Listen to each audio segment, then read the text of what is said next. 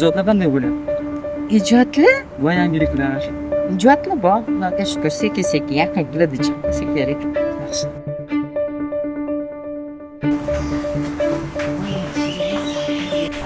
Assalomu alaykum. Taniyapsizmi? Salom qilingiz bor. O'zbek kerak. Zo'r. Mana ko'ylagini olib keldim.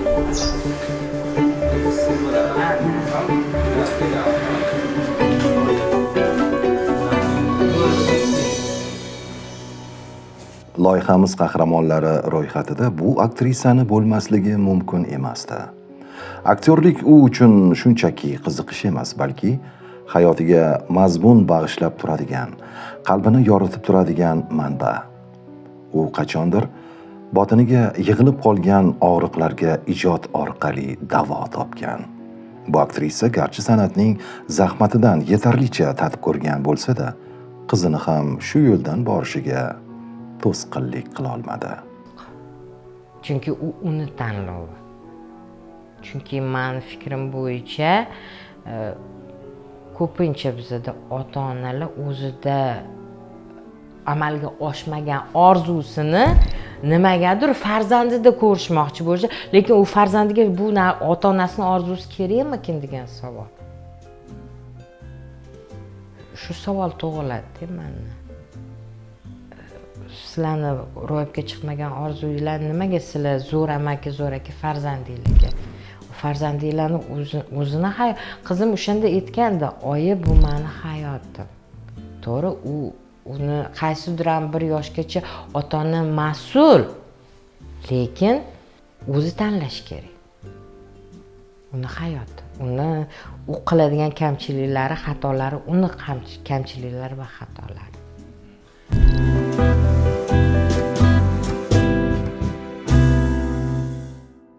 Zulfiya Rayimqulova Toshkentda tug'ilgan. Oilada 4 ta farzand voyaga yetgan. Qahramonimiz ularning to'ng'ichi hisoblanadi. Aktrisa shu o'rinda ota-onasi bir-biri bilan qanday topishgani haqida aytib berdi. Adam yulduz ishlab chiqarish fabrikasida sex boshlig'i bo'lib ishlaganlar, oyim uy bekasi. Dadam o'zlari Sirdaryolik bo'lganlar, bolalar uyida katta bo'lganlar. Shu Toshkent shahriga kelib o'qiganlar, ishlaganlar. Yulduz fabrikasining Chuqursoyda filiali bo'lardi. Ular Peredavik ilg'or sex rahbari bo'lganlar, 36 yoshlarida uylanganlar.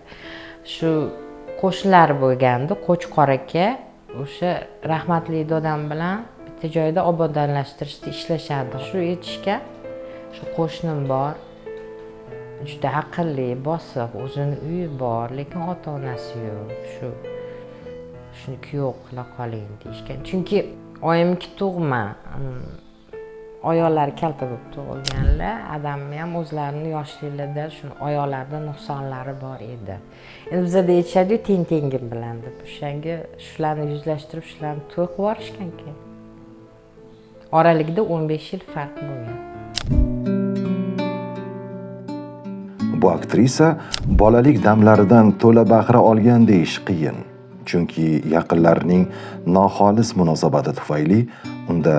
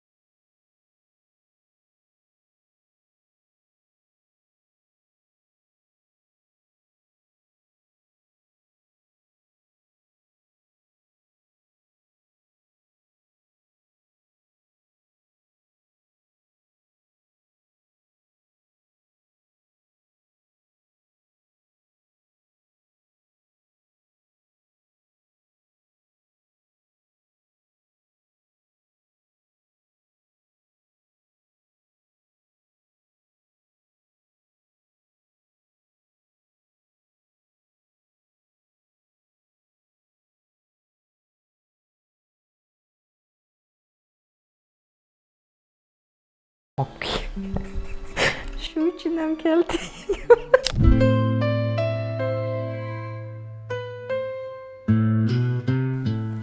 Bilasizmi, haligacha hozir-ku yo'q, shu 30 yoshimgacha tushlarimga kirib chiqardi. Men bilmayman, nimagadir hamisha qarindosh urug'larim ham, maktabda ham o'zimdan 2 yosh kichkina singlimni menga o'rnak qilishar. Chunki u rus sinfdan o'zbek sinfga o'tganman deb boshida. Qiyin bo'lgan. Masalan, til bo'yicha o'zbek tili, adabiyoti ruscha sinfda yaxshi o'qiganman. O'zbekcha sinfga o'tgandan keyin shu qabul qilish qiyinroq bo'lgan. Hamma menga nega siningga o'xshab yaxshi o'qimaysan? Hattoki rahmatli dodam ham aytadilar. Men bu nevaram singlim to'g'risida. Endi bizda oldin katta lavozimda ishlaganlar qora Volgada yurishardi, qora ko'zoynak taqib. Bu nevaram mana shunaqa bo'ladi. Keyin xolalarim ham bilmayman nimaga ko'proq singlimmi. Balkim bu psixologik travmadir. Endi shu 30 yoshimgacha tushimda mana shunaqa tushlar kirib chiqardi. Balkim shu ham protest bo'lgandir, isbotlamoqchi bo'lgandirman. Mana men aktrisa bo'laman, men hali ko'rsataman sizlarga. Keling singlim. Kim kerak?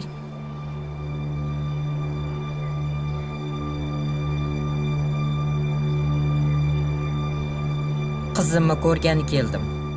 O'sha ichki to'siqlardan qutulish uchun qahramonimizga ancha vaqt kerak bo'ldi.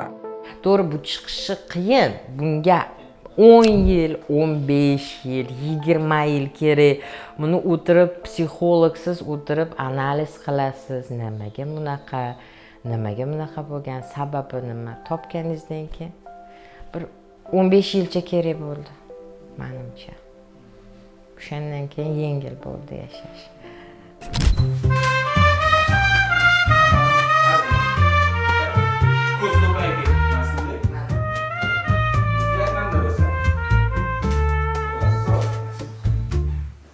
Zulfiya aktyorlikka qiziqib qolganida maktabda o'qirdi. O'sha paytlari yuz bergan bir voqea keyinchalik uning baribir san'at yo'lini tanlashidan bir belgi bo'lgan ekan deyish mumkin. O'shanda o'zimizdan tarafda Sentr Nacharskiyda madaniyat uyi bo'lardi. Shu yerda dram krujok to'garaga bor ekan. Sinfdoshlarim hazillashib meni u xonaga kirgizib yuborishib, eshikni yopishsa, u dram krujok to'garaga ekan. Albatta kulgili, lekin bu fakt.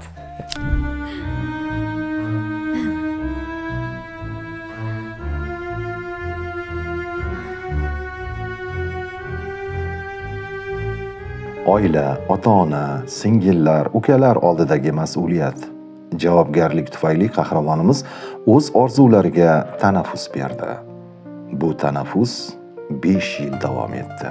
Men yulduz ishlab chiqarish fabrikasida ishlaganman. 3-razryad chevarman. O'sha yerda ishlab yurganimizda Navruzga tayyorgarlik bo'lgan. Jo'raka Ortiqov Muqimiy teatrini dirijori kelib bizda shu tadbirni qo'yib bergandi. Qarasam, baribir shu xohish bor. Sekin borib so'rasam, "Keyin topshirib ko'r, men o'zim senga yordam beraman" deganlar. Shu so'rab, surishtirib, uzoqdan olib kelib, teatral rassomchilik instituti qattaligini so'rab borganman. Qahramonimiz teatr va rassomlik institutida ishtiyoq bilan tahsil olish barobarida o'zidagi ruhiy to'siqlarni ham asta-sekin yengib bordi. Men o'zimdan 5 yosh kichkinalar bilan o'qiganman.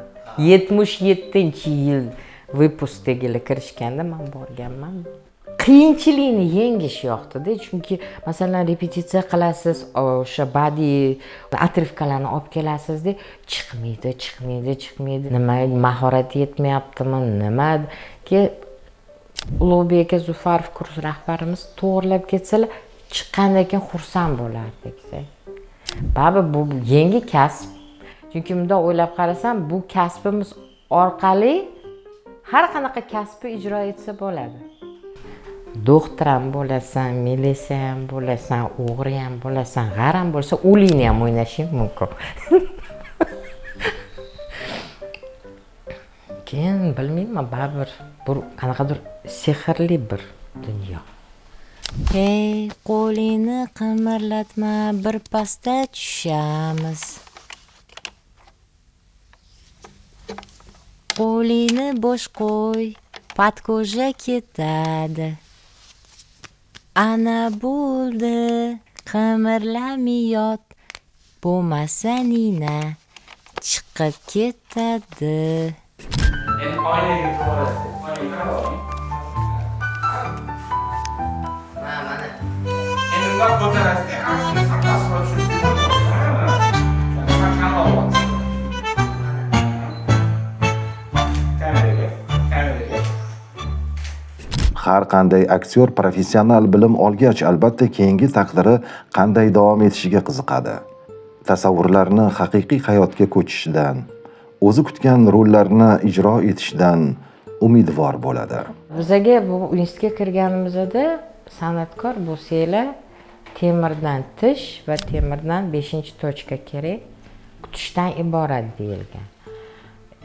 To'g'ri, boshida institut bitirganimdan keyin o'ylab, nimaga chaqirishmayapti? Men axir shunaqa genial aktrisaman. Menda yangi kompleks hasad paydo bo'ldi. O'zimga, hamkasblarimga nisbatan nega meni chaqirishmayapti? Keyin bitta aqlli odam kinostudiyada ishlab yurganimda bir oddiy hayotiy haqiqatni menga aytdi. Sani roling seni topadi. Haqiqatan shu haqiqatni men o'zim ishonib shu narsani qabul qilganimdan keyin yashash umuman yengil va zo'r bo'ldi. Ham o'zimni haqiqatan ham endi meni rollarim o'zimni qidirib kelyapti hozir kunda. Jon, oyijon, bu kimga kerak, oyi? Menga kerak emas. Nima? Seni bevaga o'xshab uzataylikmi? Odamlar ustimizdan kulmaydimi? Endi kuyovimiz kambag'al ekan deb izza bo'laylikmi? Zulfiya Rayimqulova institutni tamomlagach 1999-yili O'zbekiston Davlat drama teatrida ish boshladi. Uning bu maskandagi faoliyati 1 yil davom etdi xolos. Endi bilasizmi, teatrda o'zini muhiti bor, intrigalar bor. U inson agar bu narsaga tayyor bo'lmasa, o'zi bilmagan holda o'sha somsani yeb qo'yarkan sababini shuni orasiga tushib qolgan odamman. Shunaqa bo'lib qoldi, ketishga majbur bo'ldim. Nima qilishni bilmayman. Chunki diplomni 2 yil atrabotka qilib berish kerak. Menda 1 yil qolgan. Shu keyin Avliyo Hajikuliyev va ayoli Nadira Hajikuliyev menga aytdilar, Qarshida qobil qo'yapti Avliyo Kuliyev, borib ko'rdi. Shappa narsalarimni yashirib Qashqadaryoga eski masjidga ketdim. O'tdigilar harom bo'lgan, Toshkentlik bo'lib turib nega bu yoqqa keldi? Qarshidan Toshkentga qaytgach, aktrisa o'sha yillari hatto o'z binosiga ega bo'lmagan. Spektaklga tayyorgarlik jarayonlari bolalar bog'chasida o'tadigan, asosan ijodiy safarlarda yuradigan Respublika satira teatri jamoasiga qo'shildi. Mazkur teatrda 7 yil ijod qilgach, keyingi 10 yilni u sahnadan uzoqda o'tkazdi. Keyin shu O'zbek film kinostudiyasidan taklif tushdi. Rinat Galiyev va Orol Baxtim Ma'num kartinasiga assistent bo'lib kirish Xlapushkaga. Rozi bo'ldim, chunki baribir bekitish kerak emas. Har bir institut bitirgan aktyor, aktrisa, teatrda ishlayotgan aktrisa baribir kinoda tushishni orzu qiladi. Men ham shular qatorida. Shu kirdim, ishladim. Shu bilan 10 yilcha shu kinostudiyada qolib ketdim. Keyin endi O'zbek film yopildi. Xat oldim pochta orqali. Bir haftada 3 kun ish topishga haqqingiz bor.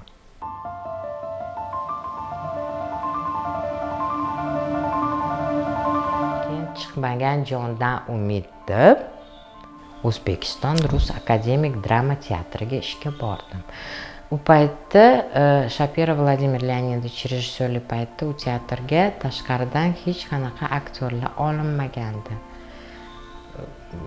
Jamshid aka Zokirov, Gavhar Zokirova ular ishlashardi bir paytlar. Afzal aka.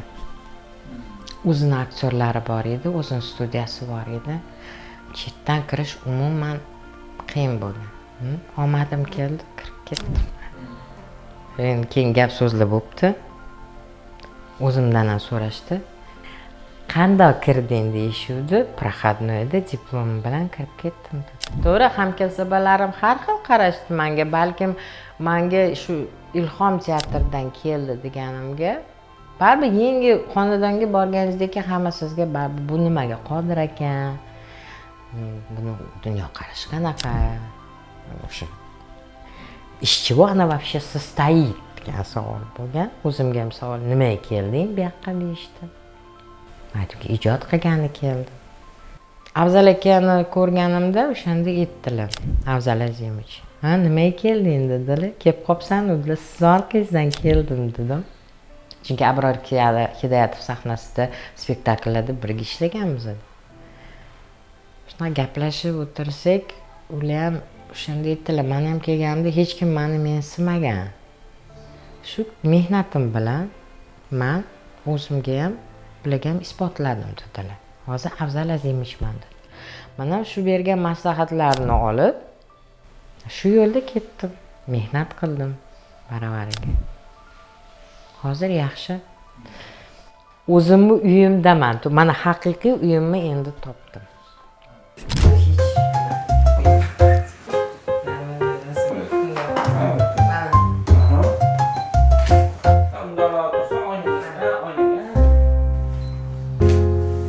Faran do'stlar kelganmi? Do'stlari bor ekan mana bu bolada. Marhamat, marhamat, marhamat. Oy, хороший мой. Oy, как хорошо. Assalomu alaykum, xush kelibsizlar. Проходите. Qarang, osh, Falonxon to'rani boshlang. Ham hayot, ham san'atning achchiq chuchugidan yetarlicha tatib ko'rgan bu aktrisa bugun qalbiga yaqin insonlarni saralab olganini aytdi. Muomala munosabatimda yaqinlarim san'at sohasida emas.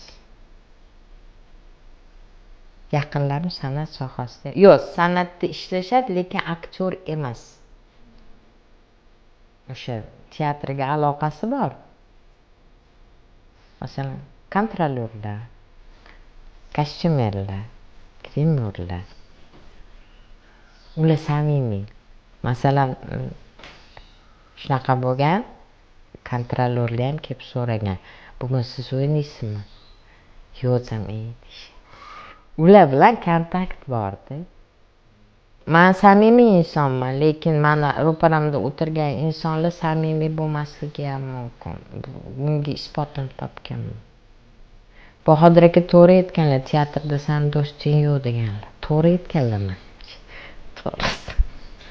Kamdan kam Spartak degan asarda bitta zo'r narsa o'qigandim, o'shanda aytishgan.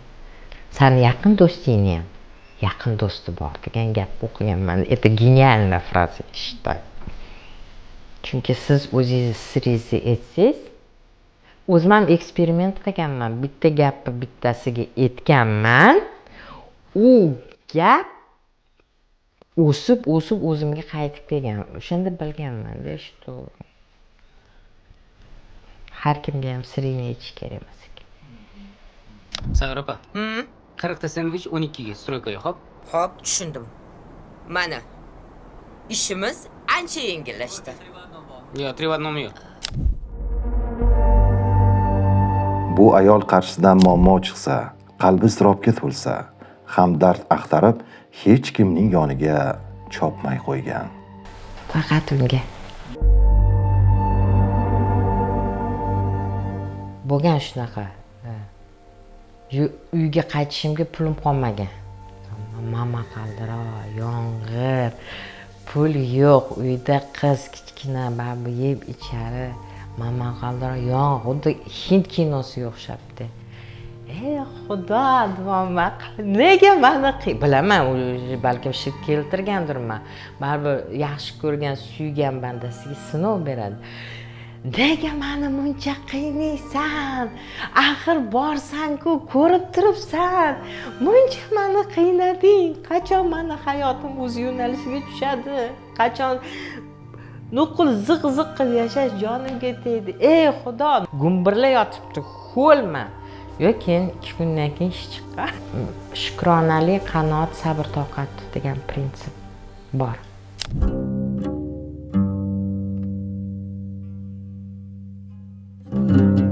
Qahramonimizdan yolg'iz qizining otasi bilan qay tarzda tanishgani haqida so'rashimiz tabiiy edi. Biroq u bu borada ko'p gapirishni istamasligini ham sezdik. Yo'q, bizni sohamizga umuman aloqasi yo'q. Uni gapirmasam bo'ladi. U oila qurishga tayyor inson emas edi. Bitta qilgan yaxshi ishlari shu, meni qizalog'imni tug'ilishiga sababchi bo'lganlar. Qilgan ishlari shu bo'ldi. Ularga katta minnatdorchilik bildiraman. To'g'ri ma'noda rahmat. Agar shu inson bo'lmaganda qizim bo'lmasdi. Katta rahmat ularga.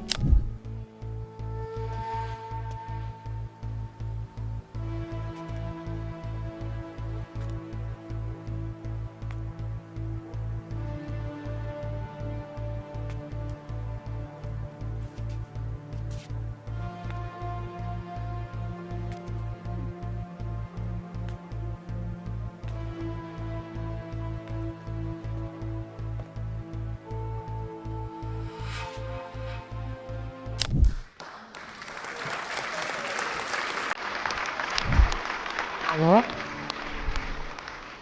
Assalomu alaykum otajon.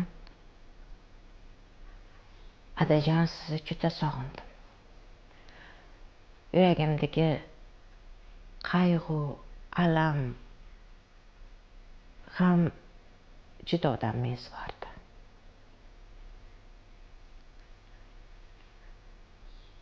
Sizni bu dunyodan ketganingizga hech ham ko'nika olmayapman.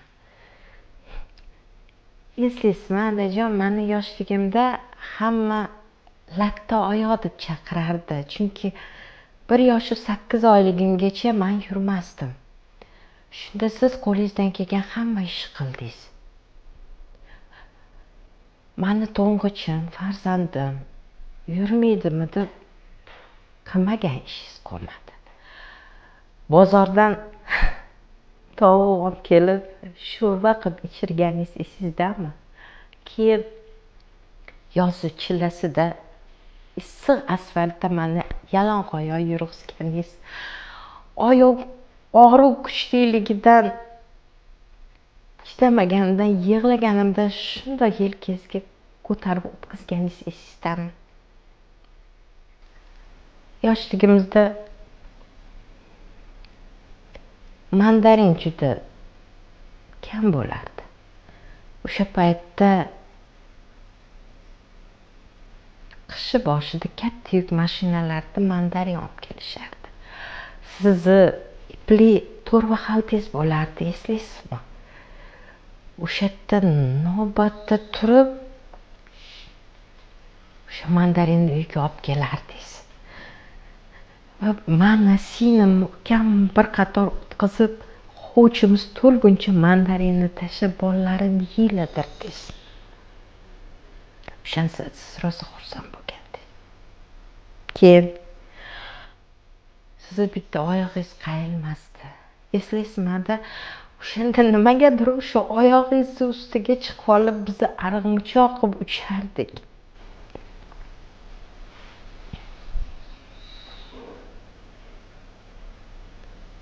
Meni san'atkor bo'lishimga sizni eng katta hissangiz bor edi. 1-kurs bosqichida aktyorlik mahorati darsida ekstremal holat darsi bo'layotganda, keyin auditoriyada 6 soat o'tirgandingiz. Darsdan chiqqandan keyin siz gapirgan gapingiz hamon esimda ada. Olam kasbing juda ham og'ir ekan. Mayli o'qigan. Odamlarning gapiga quloq solmagan, vaqt soati o'tgandan keyin ular tushunishadi. Men roziman degandingiz. Keyin eslaysizmi? Yoshligimizda dunyo xaritasini sotib olib kelib, gilam ustiga yozib shahar topishib o'ynardik. O'shanda men bilan singlim niyat qilgandik, katta bo'lganimizda siz bilan sayohatga chiqib dunyoni aylantiramiz deb. Lekin bu orzularimiz hammasi armonga aylandi otajon.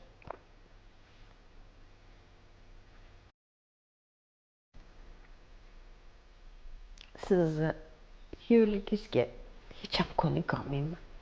To'g'ri, kasb taqozosi bilan men ko'p qadrliga kirganman, lekin hayotimdagi eng og'ir va eng uzoq qadr qaysi deb so'rashganida sizni tobutga qo'yib qabristonga olib ketishayotgan qadr. Otajon, mendan xavotir olmang. Latta oyoq qizingizda hammasi yaxshi bo'ladi. Dağlara çığır ovoz, do'st bilmez, soz bilmez, naz bilmez. Kumush rang yig'lari tonglari, bor bilmez, zor bilmez, zog' bilmez. Kumush rang yig'lari tonglari, bor bilmez, zor bilmez, zog' bilmez. Nedir bu o'tmishim, kechmishim? Yot bilmez, yor bilmez, xor bilmez.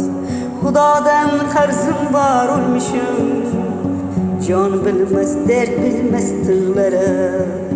Xudodan qarzim bor o'lmishim. Jon bilmez, dard bilmez tig'lari. U yashil umrima qamalgan, gul baxmal gullarmu yig'lari. U yashil umrima qamalgan, gul baxmal gullarmu yig'lari. Yig'lari